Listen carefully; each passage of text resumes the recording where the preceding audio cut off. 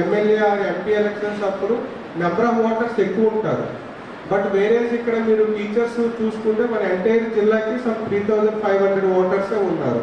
So కాబట్టి margin కూడా చాలా తక్కువ ఉంటుంది. మళ్ళీ మీకు తెలిసి రౌండ్స్ అవుతాయి, అంటే ఫస్ట్ రౌండ్ కౌంటింగ్ అవుతుంది, అది 50% ఎవరికి రాకపోతే అగైన్ సెకండ్ రౌండ్ కౌంటింగ్ కూడా జరుగుతూ ఉంటుంది. సో కాబట్టి నంబర్ ఆఫ్ ఓట్స్ పోల్డ్ అనేది చాలా క్రిటికల్గా ఉంటుంది. సో ఆ నెంబర్స్ అవన్నీ కరెక్ట్గా మెన్షన్ చేయండి, ఎక్కడ కూడా ఏ మిస్టేక్ లేకుండా. అగైన్ మనకి బ్యాలెట్ బాక్స్ సీలింగ్ కూడా కరెక్ట్గా ఉండాలి. సో అది మళ్ళీ మీరు ఇక్కడ తీసుకునే కూడా అక్కడ రిసెప్షన్ సెంటర్లో ఆ క్యాండిడేట్స్ కూడా ఉంటారు. ఆ బ్యాలెట్ బాక్స్ సీలింగ్ కరెక్ట్గా లేదు, ఆ సమ్ థ్రెడ్ లూజ్గా ఉంది, సో అన్నెసరీ ఎలిగేషన్స్ వస్తాయి. నెక్స్ట్ ఇంపార్టెంట్, మీకు డిస్ట్రిబ్యూషన్ సెంటర్లో పోలింగ్ మెటీరియల్ ఇచ్చిన తర్వాత రిసెప్షన్ సెంటర్లో అగైన్ మీరు హ్యాండ్ అవుట్ చేసినంత వరకు మీదే రెస్పాన్సిబిలిటీ. సో అంటే పోలింగ్ స్టేషన్కి ముందు రోజు వెళ్తారు. సో వెళ్ళినప్పుడు మీ కంట్రోల్గా బ్యాలెట్ పేపర్ ఓటింగ్. సో కాబట్టి కొన్నిసార్లు యాక్టివ్గా లాక్కిస్తారు, వాడు వెళ్ళి వన్స్ బటన్ నొక్కుతాడు, అది 7 seconds 10 seconds టైం పడుతుంది, టైం ఫిక్స్ ఉంటుంది. బట్ ఎయిదర్ టీచర్స్ ఆర్ గ్రాడ్యుయేట్స్కి ఏమంటే ఈవెన్ 20 candidates 30 candidates ఉంటే so they can give like their preference, అంటే ఓటర్ 1 to 20 మార్క్ చేయొచ్చు. సో కాబట్టి 1 to 20 మార్క్, కొంతమంది 1 to 3 మార్క్ చేయొచ్చు, కొంతమంది 1 to 20 మార్క్ చేయొచ్చు. సో వాడు వెళ్ళిన తర్వాత 10 secondsలో కంప్లీట్ చేయొచ్చు మార్కింగ్. కొంతమంది even they can take 30 seconds, even 1 minute also. So అందుకు ఇది కొంత లెందీగా జరుగుతూ ఉంటుంది. సో ఎక్కడైనా స్లోగా జరుగుతుంది అంటే ఇమీడియట్గా మీ తహసీల్దార్కి ఆర్డీఓ గారి నెంబర్ ఉంటుంది కాబట్టి ఇమీడియట్గా కాంటాక్ట్ చేయండి.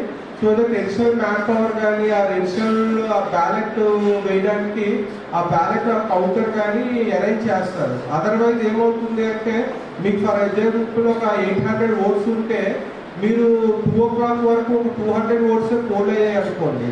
సో సడన్గా లాస్ట్ టైంలో మనకి ఎక్కువ రష్ వస్తే అది ఈవెన్ మీకు 7-8 వరకు కూడా డిలే అవుతుంది. సో అలా కాకుండా మీరు ఎప్పటికప్పుడు అసెస్ చేసుకోండి. అట్లీస్ట్ మీ పోలింగ్ స్టేషన్ బయట లాంగ్ క్యూస్ ఉండకూడదు.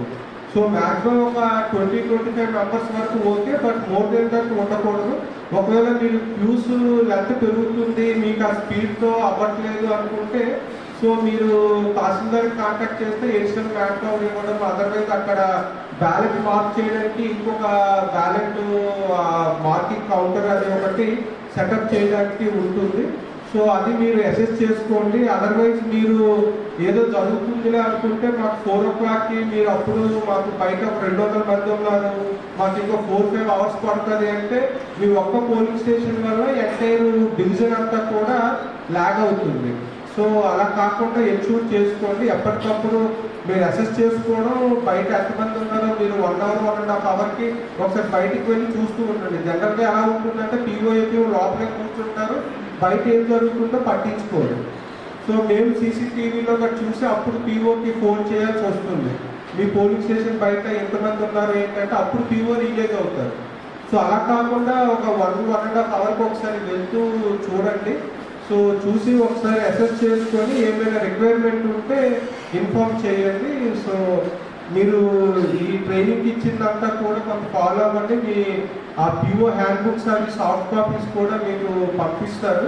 సో అది కూడా ఒకసారి చదవండి. ఏదో రొటీన్గా అయిపోతుంది అని కాకుండా కొంత రూల్ క్వశ్చన్స్ అవి చదవాలి. ఎందుకంటే గ్రాడ్యుయేట్స్ టీచర్స్ చదువుకున్న వాళ్ళే వస్తారు, చాలా క్వశ్చన్లు అడుగుతారు. మెయిన్ క్యాండిడేట్స్ కానీ వాళ్ళ పోలింగ్ ఏజెంట్స్ కూడా క్వశ్చన్స్ వెయిట్ చేస్తారు. అంటే మనకి జనరల్ పోలింగ్లో అయితే చాలా వరకు కావాలి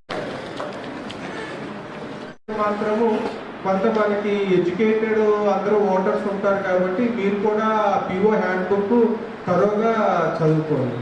thank you.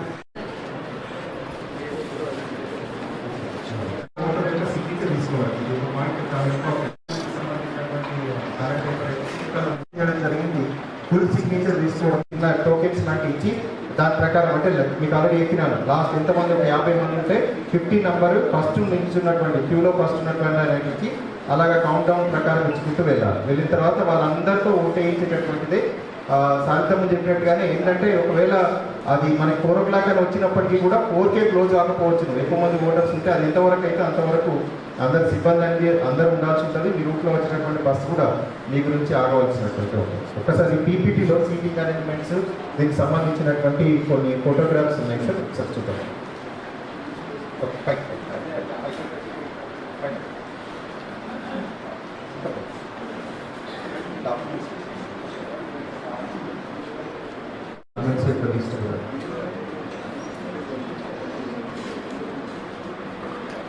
Overall in charge of the total polling బూత్కి ఆయన ఓవరాల్ ఇన్ఛార్జ్గా ఉంటారు. సో చూడండి, ఇక్కడికి వచ్చిన తర్వాత ఇక్కడ ఇద్దరు క్యాండిడేట్లు ఉన్నారు. ఒకరు వెళ్ళిన తర్వాత ఒకరి దగ్గరికి వచ్చిన తర్వాత ఇంకా అప్లై చేస్తారు. తర్వాత నెక్స్ట్ టైంలో బ్యాలెట్ పేపర్ ఇష్యూ చేసి అక్కడ ఉన్నటువంటి థర్డ్ పర్సన్కి ఇస్తే అక్కడ బ్యాలెట్ పేపర్ యొక్క ఇన్ఛార్జ్ ఉంటుంది. సో ఇది ఒక శాంపుల్ మాత్రమే. ఇంకొక నెక్స్ట్ శాంపుల్ కూడా ఉంటుంది. ఇంకొక సీటింగ్ అరేంజ్మెంట్ కూడా మనకి సజెస్టెడ్ సీటింగ్ అరేంజ్మెంట్ మాత్రమే. ఇలాగే